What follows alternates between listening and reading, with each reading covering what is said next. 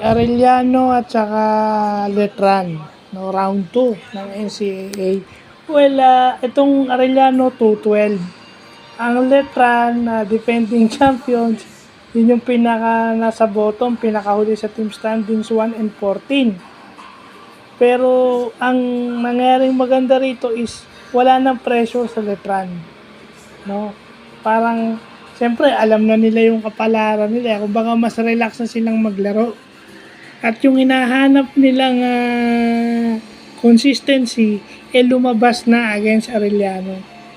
Although dumikit yung Arellano sa kanila dahil maganda yung start nila doon nila napakita yung ganda ng laro nila. Kasi ano yan hindi naman X and O's yan, yung technicalities ng game, hindi na It's all about psychology. Yung iniisip ng player, yung pressure sa mga players, lalo na pag varsity ka ng isang malaking eskwelahan o varsity ka ng school, player ka ng school, lalo na basketball, ang laking pressure niyan. Kasi alam naman natin ang basketball, number 1 sport sa Pilipinas. Ang laking pressure niyan. So, nagsusuot ka ng jersey, ng uniforme para sa eskwelahan. It's an honor, but at the same time, pressure yan para sa players. Lalo na pag sunod-sunod yung talo. Etong sa Letran, worse dahil sila yung defending champion. Defending champion, di sunod-sunod yung talo nila. Kasi alam naman natin na in transition na to, kumbaga rebuilding. Pero nakikita na natin yung mga batang player ng Letran kung anong pwedeng dalhin nito next season at saka doon sa mga susunod na season pa. May may potential tong Letran. Yun nga lang, hindi pa hinog. So nakikita nyo na may potential. Ako nakikita ko may potential. Yung Kwahaw, yung mga kasama ni Jeff Habilionar dun sa kanyang last year. Lahat ng player ng Letran. The same thing with the Arellano, meron na rin ibubuga to dahil dumidikit 3-pit sumasabay sa 3-pit champions, ibig sabihin meron yan.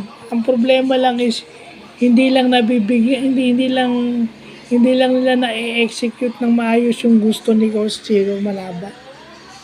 Siguro habang tumatagal yung season, nagiging mature yung player at mas nakukuha niya na yung sistema ng coach niya. Alam, may hiya din naman sila sa coach nila kasi syempre parang tatay na nila yan, di ba?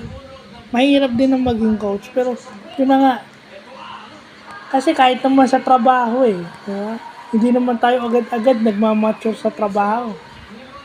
Maaaring matalino tayo, marami tayong alam, pero yung attitude natin minsan hindi pa nagmamature. Late na minsan yung maturity. May mga ganon. Pero hanggat hindi tayo nagmamature, walang magbabago sa atin. Ganon din sa basketball. Especially dito sa Letran tsaka sa Ateneo. Ateneo tuloy, Letran tsaka Arellano. Diba? Bigyan pa ng isang season to si Renzi Bahar at saka si Coach Chico. Makikita na natin yung kung pangit yung pinakita nila season 99. Season 100 mas maganda.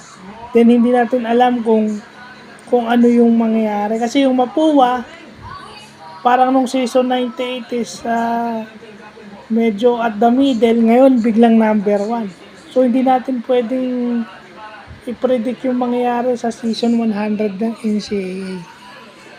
Kasi minsan, hindi naman yung technical sa game It's all about yung pinagdadaanan ng mga player. And remember, nag-aaral pa tong mga to. Mga bata pa to. So, bibira sa tao yung matured enough na kayang i-handle yung pressure ng pagiging player, yung sistema, yung pinapagawa ni coach at yung kanilang pag-aaral. So, yun lang.